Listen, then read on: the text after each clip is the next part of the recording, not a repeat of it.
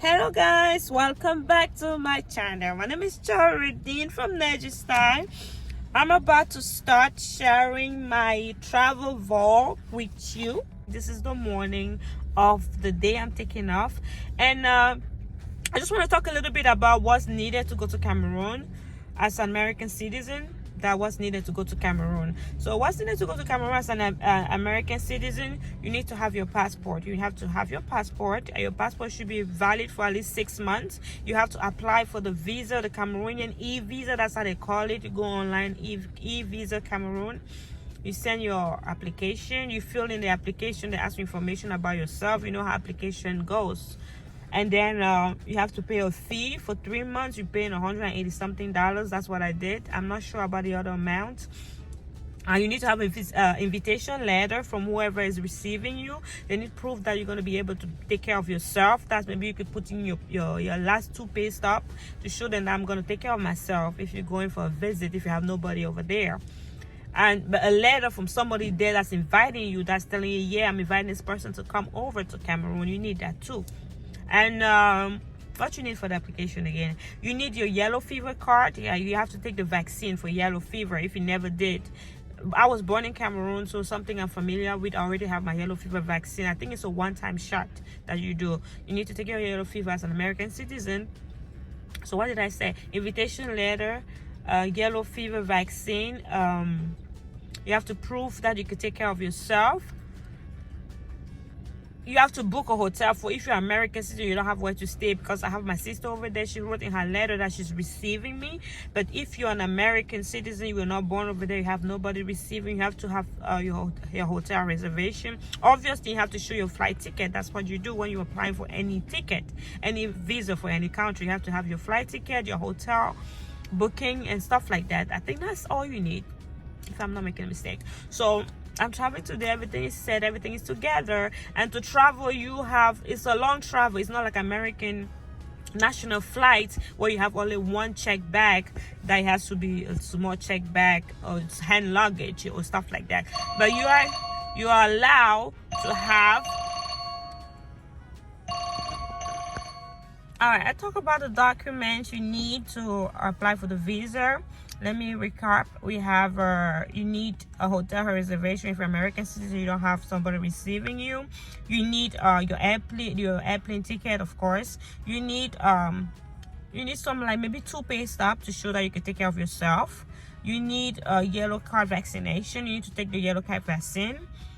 You need to take the yellow fever vaccine, and the fee, the payment for the e-visa. So you go to evisacameroon.com. That's where you can apply and get more details about it. That's just like a brief of things you should know, you should have ready before you engage yourself in applying for a visa to Cameroon. Obviously, your passport, your American passport or whatever passport you have, should be at least 6 months.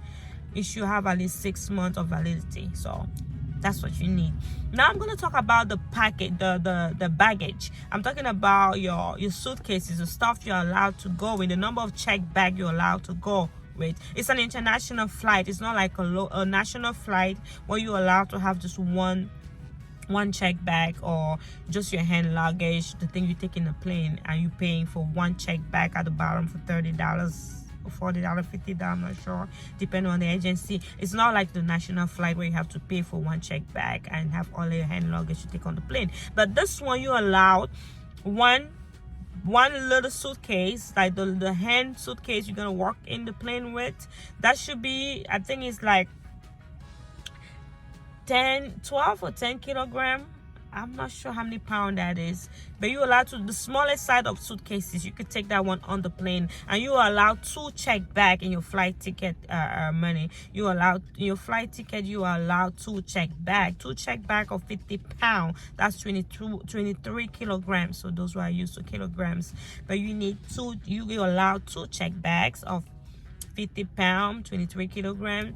And the one you're taking in on the plane, the smallest size you're taking in on the plane. So if you want an extra one, because we always go extra, especially when we go for events, an extra check bag, like a 3rd check bag, is $200. Average is $200. Most agencies take $200 for another check bag. So I guess that's it about your luggage. And it depending on what flight you're taking. There's so many flights. You could take Delta, that's operated with Air France. You could take Turkey airline. You could take Moroccan airline. You could take Ethiopia airline. You could take, I think that's the major ones. That's major. Brussels airline. Don't forget that, because that's the one I took to come over here, and that's one I took so many times. So those are the different airlines you could use. I would take Brussels or Air France. That's it. I don't want no other flight. For my own personal reason, maybe the distance, the length of the plane, the length of the flight, or maybe the comfortability, or maybe the fact that I'm used to these two airlines. I never took the other ones, or I had a bad experience with one of them. That's my reason why I'm not taking it. Nothing else but Brussels or Air France. So depending on whatever you take. And remember, any agency you take, any country, airline company you take, you always stop on in that country. Let's see, if I say Air France, that's the airplane operated by a French company. You have to make a stop in Paris, in France, before you continue. If you say you're taking Brussels airline, you have to make a stop in Brussels before you continue. So whatever airline you take, you make a stop in that country of the airplane company before you continue to your own country. Averagely, everybody always asks me, how long is it to fly to Africa? Oh, that must be a long flight. Yeah, it is a long flight. But the good thing is that, a good thing for me, I don't know about y'all, but the good thing for me about this flight is that it's not a straight 15 or 16-hour flight like when you're going to Dubai or China or India. They have stops. There's a stop, 1 or 2 stops, depending on how much is your ticket. So I love the fact that they stop, because I don't like flying for too long. So the fact that you could stop and stretch your legs and be back on the land of the living, the land of the humans, the ground, yeah, that's a good thing. And then you continue. So the first flight, averagely, I'm talking about averagely, based on what I've been taking through Brussels and Air France. Averagely, your first flight from New York to, let's say, Brussels, or from New York to Paris is like 7 hours 45 minutes. That's your first flight. Usually you stop there maybe for an hour. It ranges from an hour to 24 hours, depending on how long your layover is. 1 hour 30 minutes or 45 minutes to like 24 hours, depending on how much your layover is. The longer the layover time, the cheaper your air flight. So it goes together. Shorter layover, be ready to pay more money. So it depends. So after your layover in Paris or Brussels or whatever country you choose to fly with, you're gonna continue another 7 to 8 hours to your final destination, Douala, Cameroon, or Yaoundé, Cameroon. So that's what it is. Altogether, I'll put it averagely 15 to 16 hours. 14 to 15 hours journey. Yeah, averagely 14 hours journey. Started raining. Today's gonna be a raining day. I don't like traveling when it's raining, but oh well, you ain't got no choice. You're traveling today. So that's my introduction to my Vogue. As I said, I'm going for a wedding.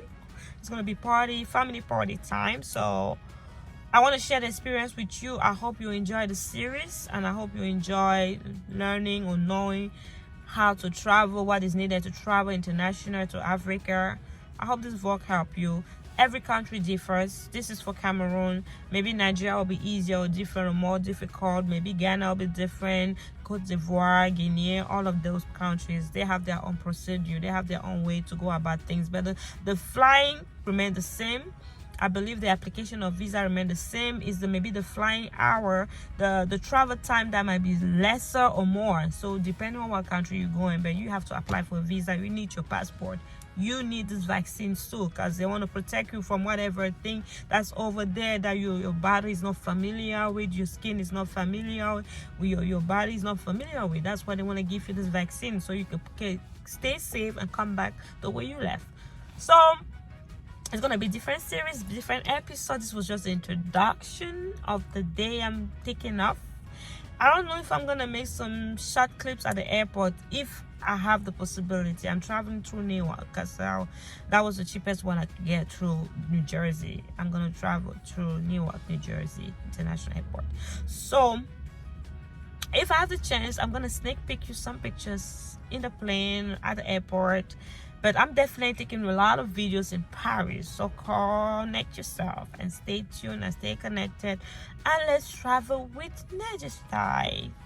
Bye bye for now. We continue part 2.